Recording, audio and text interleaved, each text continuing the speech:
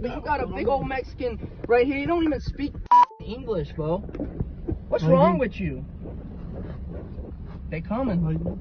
Yeah, for me. For you. Oh. Ah, that's me. You got caught, bro. Where you from? Mexico? You from Mexico? You're going back to Mexico.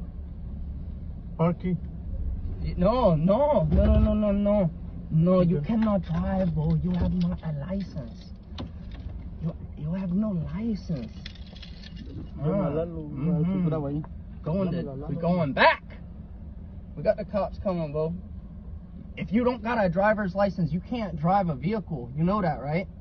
You know, if you don't have a license, you cannot drive a car in the United States. No, it's over. It's over. An emboldened racist in South Carolina that's watched too many Tom Homan interviews decided to take his bigotry out on a couple of men driving to work. Hey, Al Chapo. Ya valí madre, no sé, güey. Dice que la migra. No, Aquí en la Atlantic 20. Don't be speaking that pig Latin in my country, bro. Be speaking that pig Latin here. This is America. We speak English in America. Ya me quitó la llave, me quitó todo, güey. We speak English. English. Habla English? No. Dile. Are you mad? You mad. You upset. This is my job. This is my truck. I own this country. No. They coming. The cops are coming. He doesn't even have a license. He doesn't have a license. I got his key. Okay. I got his key. Give me his key. No, I ain't. Hmm? Está loco, eh. This is the America that Donald Trump promised a return to. One where ragtag pieces of shit like this guy feel like they have the right to harass and assault people based on their superiority complex, where their overwhelming ignorance, stupidity, and criminality is virtuous.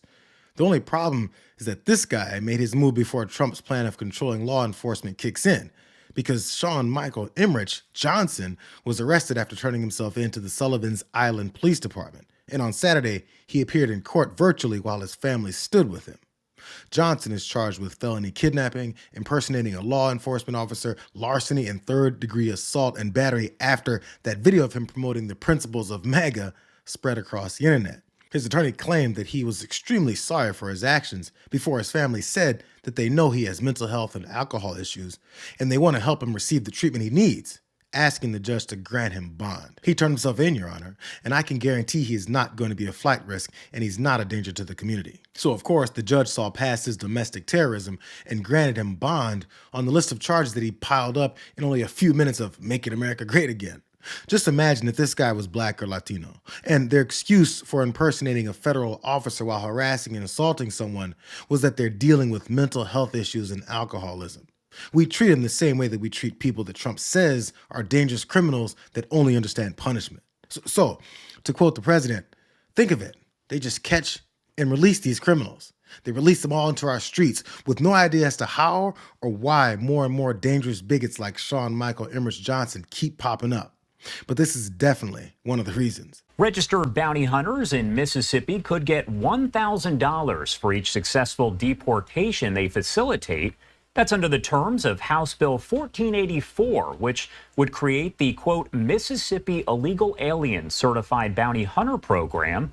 A Mississippi District Attorney, Matthew Barton, proposed the bill, which was authored by Republican State Representative Justin Keene. Well, this piece of legislation was brought about to fill a gap.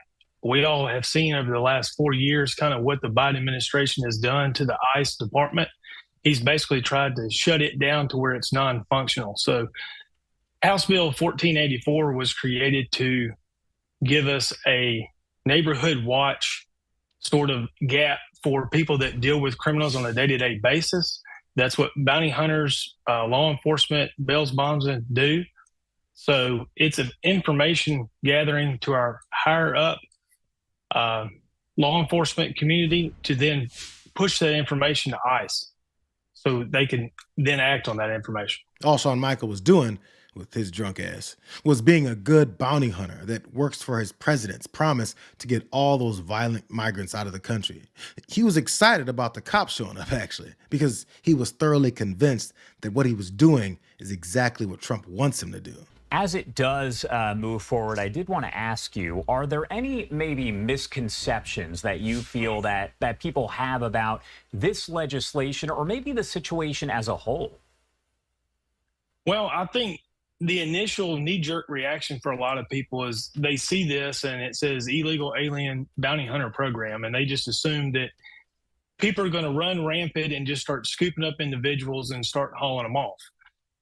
If you look at how Tom Horman has gone through this process, it's very tactful. They're going after the worst of the worst. They have files and information on people with criminal backgrounds here in the States that aren't supposed to be here, or they also have a criminal background from the country in which they came from. So this is no different. We want licensed legal people to go through a vetted process and then specifically target those that should not be here, that are a detriment to our national safety, our neighborhoods, and our schools. And like Tom Homan's vow to go after violent criminals first, the lines get really blurry really quickly. His agency almost immediately raided a restaurant in New Jersey and detained a veteran, refusing to believe that he has the right to exist in America. So why should anyone trust the extension of their ragtag band of racists fueled by the perceived power of MAGA's biased approach to mass deportation? And if you think Sean Michael Emmerich Johnson came up with all of his ignorance and unearned self-confidence on his own, you haven't been paying attention to how consistently violent and angry this trash movement has been working to radicalize people just like him. I don't know what you tell the people that live at the southern border. I guess they better arm up and get guns and be ready, and maybe they're going to have to start taking matters into their own hands. It's crazy what's going on. They're ruining our country, and it's true. They're destroying the blood of our country. That's what they're doing. They're destroying our country. They don't like it when I said that, and I never read Mein Kampf. They said, oh, Hitler said that in a much different way. A lot of people coming out of the Congo, not just South America, they're coming from 181 countries as of yesterday. Right, and we're a dumping ground. We're like a garbage can for the world. That's what's happened. That's what's happened to we're like a garbage can. First time I've ever said garbage can, but you know what? It's a very accurate description. People pouring in, and they can look at them and they can see trouble. They go trouble, trouble, trouble, trouble, no trouble, trouble, trouble.